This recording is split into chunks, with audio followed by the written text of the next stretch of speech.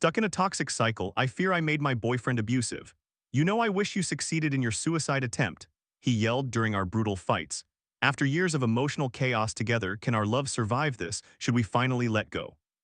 This is a lengthy post, but I sincerely hope someone reads it. I am in a very challenging situation right now.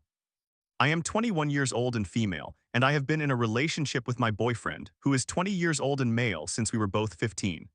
When I was 15, I was fleeing a very abusive and chaotic home life, and I had just moved in with my grandparents. The best way to describe how I was at that time is to imagine someone with untreated borderline personality disorder. For the record, I do not have borderline personality disorder.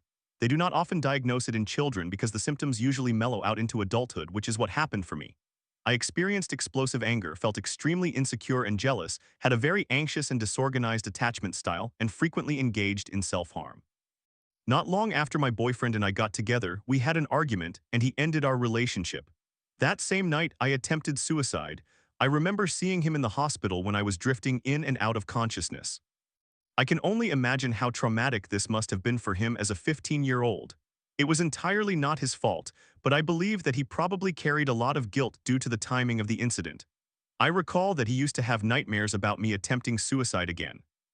I began therapy after this experience, but it was a very long healing journey. Then COVID-19 happened. My grandparents were terrified of the virus, and when the lockdown began, I had actually been in contact with someone who was symptomatic, so I offered to live with my mother again. The issue was that my mother was the source of all my trauma, and she was still with her abusive boyfriend. I remember discussing one of the more frightening arguments my mother had with her boyfriend with my boyfriend, and his mother offered to let me stay with them. So I did. At a young age. I was living full-time with my boyfriend and his family. I am immensely grateful to them, but my boyfriend had to deal with emotionally unstable, angry, turbulent, hormonal teenage me. We had many arguments. I was quite cruel and emotionally abusive. Whenever he mentioned wanting to break up, I would become suicidal and self-harm. He had to endure a lot from me. However, we were also very close. I think we developed a trauma bond. During COVID-19, my grandfather passed away and my emotional state deteriorated even further. I was very close to my grandfather. He felt like the only sane member of my family. He was consistently there for me and provided reasonable advice. My grandfather's death was particularly difficult for me, especially because it came as a shock. He had a heart attack, but he was a really healthy man in his 70s. I genuinely thought he would live to be 100. My boyfriend supported me throughout this tough time. Over time, I continued with therapy. Eventually, when the lockdown ended, I returned to live with my grandmother. Gradually, my boyfriend started spending more time here, so we were living together again. I was still emotionally unstable. It was not until the end of 2023 that I finally gained some control over my emotions, which led me to quit my job, leave college, and begin dialectical behavior therapy, DBT. This is when my explosive anger started to diminish and I improved my communication skills.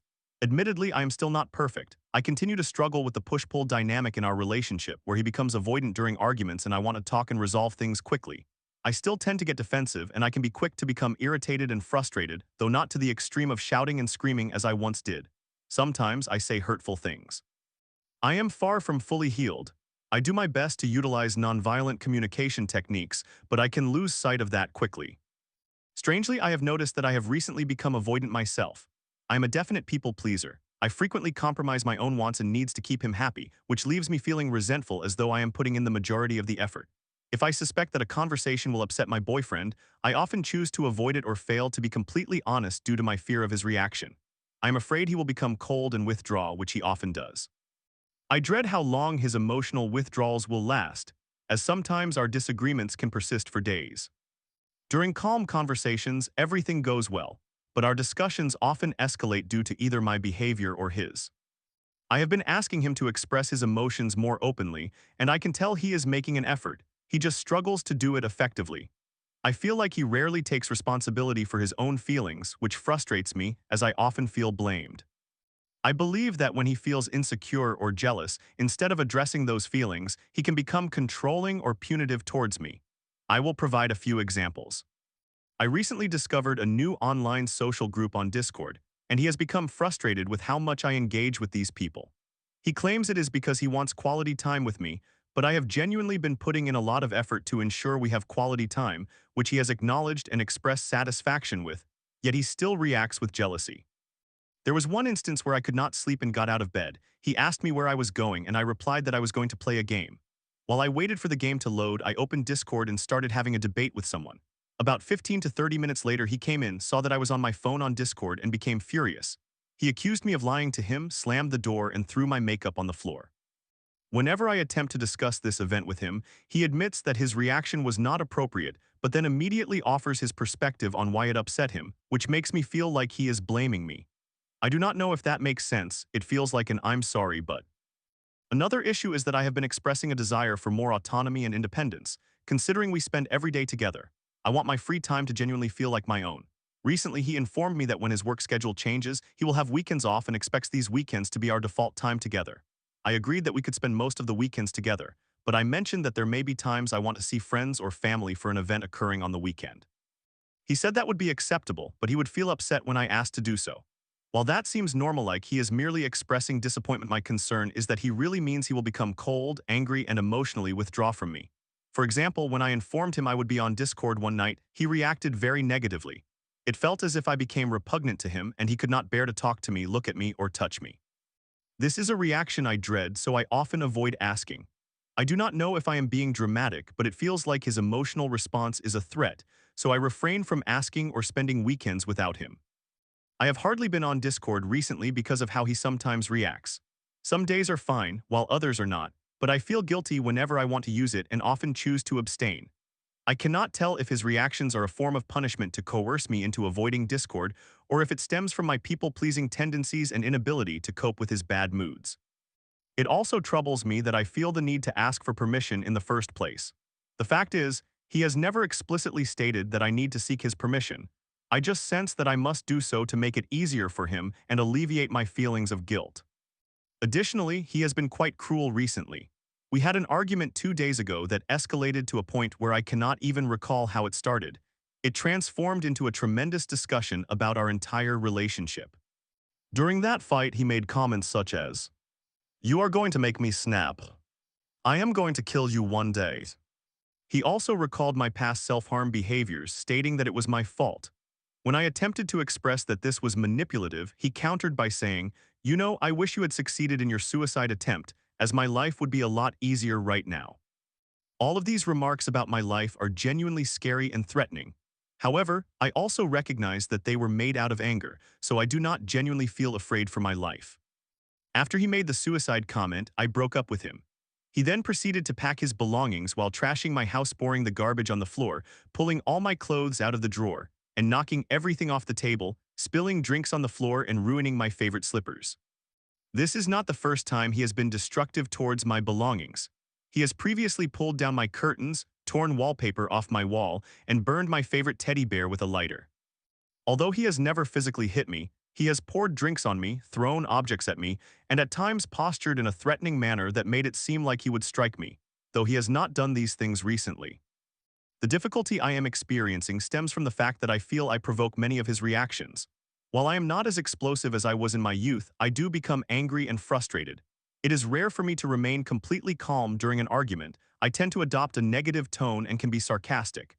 I still occasionally raise my voice, but not to the extent I did before. I have calmed down, I am no longer suicidal or engaging in self-harm, and I am not terrified of abandonment, but I still struggle with communication. I believe it may be best if we break up. However, we have been together for such a long time, and I feel that a lot of the issues stem from me. I had the opportunity to go through a lot of therapy and heal from my trauma while subjecting him to trauma, and he has not had a chance to heal. He has stayed with me through this, so maybe I should stick by him. Nonetheless, I am starting to feel that our desires for life and values are beginning to diverge. It is quite challenging to find compromises, and I feel like I am sacrificing a great deal. Perhaps we are no longer compatible. Maybe our relationship is so entrenched in toxicity that it is impossible for us to heal together. I continuously seek more autonomy and independence, yet it feels as though he is tightening his grip and wants me to be available to him at all times. After I broke up with him, we spoke, and neither of us genuinely wants to end the relationship. He was very kind and apologetic for his behavior and for damaging my home. Witnessing his warmth and kindness once again makes it much more challenging for me to follow through with breaking up, so instead, I asked him to stay at his mother's for a week, and we can discuss things later. Why is breaking up so difficult? I am so attached to him, I fear losing him, yet I also crave freedom and the personal growth that often accompanies breakups. I just need some advice, perhaps suggestions for materials to explore regarding our relationship or breakups. Story 2. At 24, I feel like a ghost in my own family. My sisters have a secret group chat I'm not in, and my mom claims, at her age, I was already living on my own. Now I'm torn between moving out and proving myself. Am I really that lost, or is it just them? Hello, everyone's. I wanted to take a moment to express my feelings because I am feeling quite sad. I feel like an outsider in my family. It may sound strange, but I genuinely feel excluded. For context, I am the oldest of 4 daughters. The age differences among my sisters and me are as follows. I am 24, my first younger sister is 17, almost 18, my second younger sister is 16, and my youngest sister is 13. There has always been a certain distance between my sisters and me, as I have often felt like it has always been them and then me. The age gap between us has not helped since we have never been in the same stage of life together. My parents have told me, and my sisters have also criticized me, for being a bad sister because I prioritized my friends in my late teens and early 20s. I can take responsibility and admit that I was not always the best sister and spent more time with my friends than with my family. However, I have genuinely worked on improving my behavior and have tried to be a better sister. It may sound silly, but even my sisters have a group chat that excludes me. In the group chat, which includes all 4 of us, I have been the one initiating all communication, to the extent that it has become abandoned because it felt like I was forcing it. In the group chat of the 3 of them, I have even seen messages where they have discussed me and commented on my appearance, the fact that I still live at home, my friendships, and my life in general. Even though they are my younger sisters and I should not be affected, it genuinely hurts. You would think that as we have grown older, the age gap would feel smaller since we are all interested in similar things, but ultimately it seems to have grown larger. Each time there are arguments, my age is emphasized, with me being 24. I am told that I need to be more mature, yet at the same time I am criticized for still living at home. They mock me for residing at home. I live in London, and staying at home is a practical decision since it allows me to save money.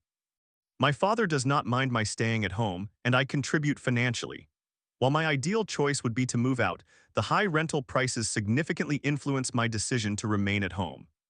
Typically, comments about living at home would not bother me overly much, but as I approach my 25th birthday in September, I feel like I am lagging behind. Living at home in a small room that I share with my 17-year-old sister, who I have heard wishes I would move out, is quite embarrassing. My father ultimately wants me to save money to buy a place rather than renting, but increasingly I want to move out. I am not sure if this desire stems from a genuine need for independence or a need to prove something. I am also aware that my sisters are not solely responsible for fueling these conversations about me, as my parents, particularly my mother, have made several negative comments about how I live my life. My parents have been divorced for 5 years, and my relationship with my mother has been rocky due to her actions leading to their divorce. She has spoken very negatively about me to my other sisters. One of my sisters informed me after having a positive relationship with her that their discussions included comments such as, "At her age, I had moved out, had my own place, and was working. She is so boring, she does not do anything with her life, she does not travel or anything, and she is so immature, she needs to grow up given her age." The list of comments she has made goes on. I try to ignore her words, but it hurts, especially hearing that from someone who used to be my confidant. In the past, I have spoken to my father about the comments, and he has told me that those are her opinions, which are incorrect, and I should not let them affect me because they are not true. Nevertheless, it still hurts. I have also faced ridicule from my sisters and family regarding my inability to drive. I have struggled with driving lessons for years and have now decided to take it seriously and try to obtain my license before turning 25. However, this decision has now become the punchline of jokes. I overheard my sisters mocking me for still relying on public transport rather than having a car at my age, insisting that I need to get my life together and prioritize my responsibilities, especially as other cousins, both my age and younger, are driving. They make me feel embarrassed for not having a license at this stage in my life. Sometimes I feel as if there is something wrong with me, and as I approach the age of 25, which in the grand scheme of things is not particularly old, I feel a profound sense of uncertainty and sorrow. I genuinely feel like an embarrassment, however, part of me acknowledges that I have accomplished a lot. I excelled academically in school, obtained my degree from university with commendable results, and secured a good corporate job.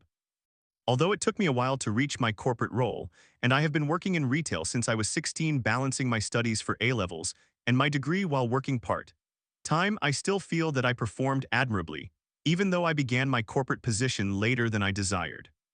Another source of mockery has been my lengthy tenure in retail without transitioning to a full-time corporate role, which my sisters have commented on. They typically approach me only when they want me to buy them something, when they are fighting with one another, or when no one else is around. Even then, they engage in one-word conversations while I strive to initiate more dialogue, but I genuinely believe they find me annoying or odd. I have made numerous attempts to engage in simple conversations with them, but it seems that the three of them are inseparable. They all attend the same high school, which I previously attended, and my 17-year-old sister is in the sixth form associated with that school. I understand that this closeness, compounded by the age gap, is natural, but it would be nice if they also desired a closer relationship with me. I hope this post conveys my thoughts clearly. I apologize if it does not. I have previously approached this situation with my parents, as it significantly impacted me during high school when I felt like a complete outsider in the family. I wanted to create this post to ask for advice, particularly about moving out, as well as any guidance on navigating this situation. I also recognize that it may sound foolish to feel upset that teenagers perceive me negatively at 24, but my feelings stem from the fact that they are my sisters.